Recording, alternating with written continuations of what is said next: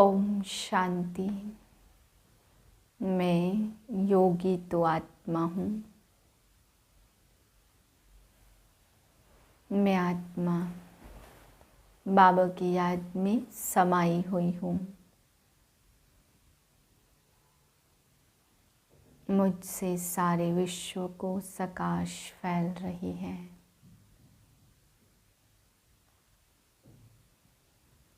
चौदह 11/2022 के महावाक्य हैं। मीठे बच्चे, श्रीमत पर चल, स्वच्छ शुद्ध बन, धारणा कर, फिर युक्ति युक्त सेवा करनी है। अहंकार में नहीं आना है, शुद्ध घमंड में रहना है। प्रश्न है, किस एक बात के कारण बाप को इतनी बड़ी नॉलेज देनी पड़ती है? उत्तर है, गीता के रचयिता निराकार परमपिता परमात्मा को सिद्ध करने के लिए बाप तुम्हें इतनी बड़ी नॉलेज देते।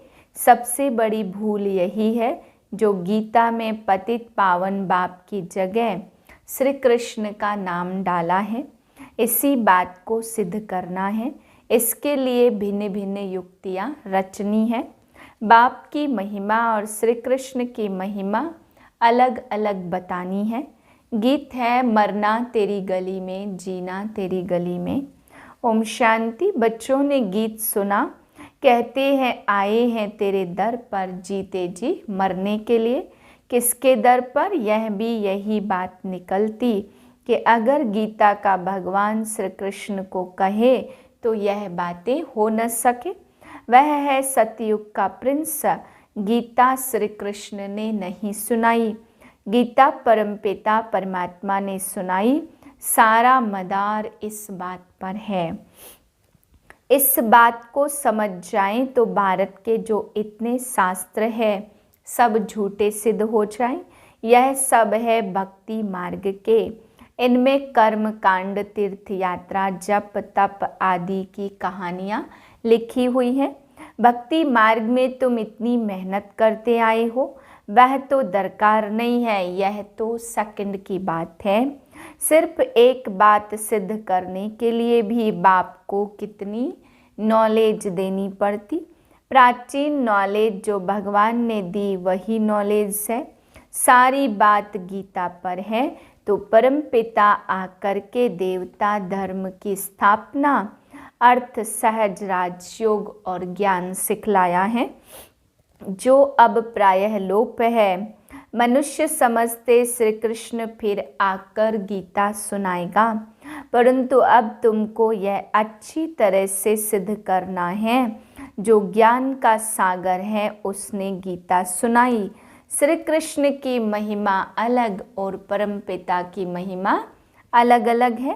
पढ़ते समय नाम रूप और है और फिर जब राज्य पाया तब नाम रूप और है।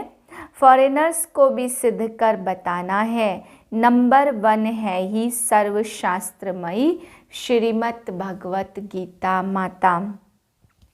जो श्रीमत पर नहीं चलते उनको धारणा भी नहीं हो सकती।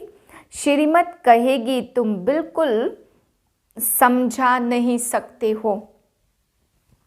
बाबा फट से कह देंगे, मुख्य बात यह है कि गीता का भगवान परमपिता परमात्मा है, वही पतित पावन है। मनुष्य तो सर्वव्यापी कह देते, वह ब्रह्म तत्व कह देते, जो आता वह कह देते बिगर समझ। भूल सारी गीता से निकली है तो समझाने के लिए युक्तियाँ रचनी पड़े। गुप्ता जी को भी कहते थे कि बनारस में यह सिद्ध कर समझाओ कि गीता का भगवान श्री कृष्ण नहीं। अब दिल्ली में सम्मेलन होता, सब रिलीजियस मनुष्यों को बुला रहे हैं। क्या उपाय करें जो शांति हो जाए? अब शांति स्थापन करना इनके हाथ में तो है नहीं। कहते भी है पतित पावन आओ, फिर यह पतित कैसे शांति स्थापन कर सकते? जबकि बुलाते रहते परंतु पतित पावन को जानते नहीं। कह देते रघुपति राघव राजा राम, वह तो है नहीं। झूठा बुलावा करते जानते कुछ भी नहीं है। अब यह कौन जाकर बताए, बड़े अच्छे बच्चे चाहिए। ऐसे बहुत है जो अपने को बहुत ज्ञानी समझते, परंतु है कुछ भी नहीं। मिसाल है चूहे को मिली हल्दी की गांठ, नंबरवार है इसमें बड़ी युक्ति चाहिए, जिससे सिद्ध हो जाए गीता भगवान ने रची। वह कह देते कोई भी हो, है तो सब भगवान। बाबा कहते भगवानोवाच, मैं उस श्री कृष्ण की आत्मा जो 84 जन्म पूरे कर अंतिम जन्म में है, उनको एडॉप्ट कर ब्रह्मा बनाए, उन द्वारा गीता ज्ञान देता हूँ। यह समझानी और कोई की बुद्धि में नहीं है। तुम बच्चों में भी यथार्थ रीति अभी वह शुद्ध घमंड आया नहीं है। इतनी प्रदर्शनी आदि करते हैं, अर्जुन सिद्ध नहीं करते। पहले यह भूल सिद्ध कर बतानी है कि सब शास्त्रों का माई बाप कौन है। अच्छा, बाइबल का बाप कौन है? क्राइस्ट। उनको माई बाप नहीं कहेंगे, मदर की तो वहाँ बात ही नहीं है। राधे कृष्ण तो सतयुग में बैठे हैं, बाप समझाते मैं आकर सारे सृष्टि की सदगति करता हूँ। वाया गति में जाकर सदगति में आना है। यह तो सतयुग में सब आएंगे नहीं, यह ड्रामा बना हुआ है जो कल्प पहले तुमको सिखाया था। जो चित्र बनाए थे वह अब भी बनवा रहे हैं। यह जो बड़ी भूल है वह सिद्ध हो जाए, फिर युक्ति से चित्र बनाएंगे। कहते हैं 3 धर्मों की टांगों पर सृष्टि खड़ी है, एक देवता धर्म की टांग टूटी हुई है, इसलिए हिलती रहती है। पहले एक टांग पर सृष्टि बड़ी फर्स्ट क्लास रहती, एक ही धर्म था जिसको अद्वैत राज्य कहा जाता। फिर वह एक टांग गुम होकर 3 टांगें निकली हैं, जिसमें कुछ भी ताकत नहीं रहती। आपस में ही लड़ाई झगड़ा चलता रहता। धनी को जानते नहीं, निधन के बन पड़े हैं। समझाने की बड़ी युक्ति चाहिए। प्रदर्शनी में भी मुख्य बात समझानी है कि गीता का भगवान श्री कृष्ण नहीं, परमपिता परमात्मा है। कहते हैं ब्रह्मा का दिन ज्ञान और ब्रह्मा की रात भक्ति। अभी है रात, सतयुग स्थापन करने वाला कौन? ब्रह्मा आया कहाँ से? सूक्ष्म वतन में भी कहाँ से आया? प्रजापिता ब्रह्मा को परमात्मा एडॉप्ट करते हैं। किसकी बुद्धि में यह बातें नहीं है? यह बड़ा भारी क्लास है। टीचर जानते हैं यह स्टूडेंट कौन सा है, तो क्या बाप नहीं समझते होंगे? यह बेहद का बाप, बेहद का क्लास है। यहाँ की बात ही निराली है। शास्त्रों में प्रलय दिखाकर रोला कर दिया। तुम जानते हो श्री कृष्ण ने गीता नहीं सुनाई, उसने तो गीता का ज्ञान सुनकर राज्य पद पाया है। तुमको सिद्ध कर बताना है। यह सब बातें नोट कर समझानी चाहिए। भक्ति वास्तव में गृहस्थियों के लिए है। कुमारियों की महिमा भारी है। मुख्य है मम्मा, वह ज्ञान सूर्य है। यह है गुप्त मम्मा ब्रह्मा। इस राज को कोई मुश्किल समझते, मंदिर भी उस मम्मा के हैं। इस गुप्त बूढ़ी मम्मा का कोई मंदिर नहीं है। यह माता पिता कंबाइंड है। श्री कृष्ण सतयुग का प्रिंस है। सब भक्ति मार्ग की सामग्री है। ज्ञान मार्ग में तो कुछ होता ही नहीं। अच्छा, मीठे मीठे सिकिलदे बच्चों प्रति माता पिता बाप दादा का याद प्यार गुड मॉर्निंग। रूहानी बाप की रूहानी बच्चों को नमस्ते। हम रूहानी बच्चों की रूहानी बाप को नमस्ते। धारणा के लिए पहली पॉइंट, हर काम बहुत युक्ति युक्त करना है। हर्षित मुख अचल स्थिर और ज्ञान की मस्ती में रहकर बाप का शो करना है। दूसरी पॉइंट, ज्ञान की नई और निराली बातें सिद्ध करनी है।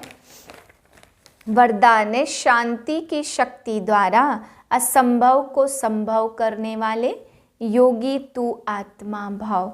शांति की शक्ति सर्वश्रेष्ठ शक्ति है और सभी शक्तियाँ इसी एक शक्ति से निकली है। साइंस की शक्ति भी इसी शांति की शक्ति से निकली है। शांति की शक्ति द्वारा असंभव को भी संभव कर सकते हो। जिससे दुनिया वाले असंभव कहते, वह आप योगी तू आत्मा बच्चों के लिए सहज संभव है। वह कहेंगे परमात्मा तो बहुत ऊंचा, हजारों सूर्यों से तेजोमय है, लेकिन आप अपने अनुभव से कहते हमने तो उसे पा लिया। शांति की शक्ति से स्नेह के सागर में समा गए। स्लोगन है निमित्त बन निर्माण का कार्य करने वाले ही सच्चे सेवाधारी हैं। मातेश्वरी जी के अनमोल महावाक्य।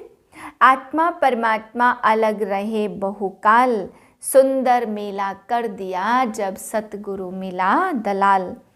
जब अपन यह शब्द कहते तो उसका यथार्थ अर्थ है कि आत्मा परमात्मा से बहुत काल से बिछड़ गई है। बहुत काल का अर्थ है बहुत समय से आत्मा परमात्मा से बिछड़ी हुई है।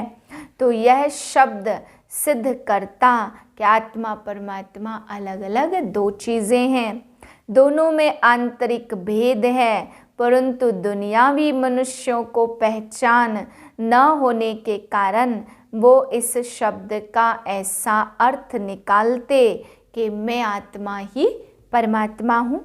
परंतु आत्मा के ऊपर माया का ऐसा आवरण चढ़ा हुआ होने के कारण अपने असली स्वरूप को भूल गए हैं। जब वो माया का आवरण उतर जाएगा फिर आत्मा वही परमात्मा है। तो वो आत्मा को अलग इस मतलब से कहते और दूसरे लोग फिर इस मतलब से कहते कि मैं आत्मा सो परमात्मा हूँ।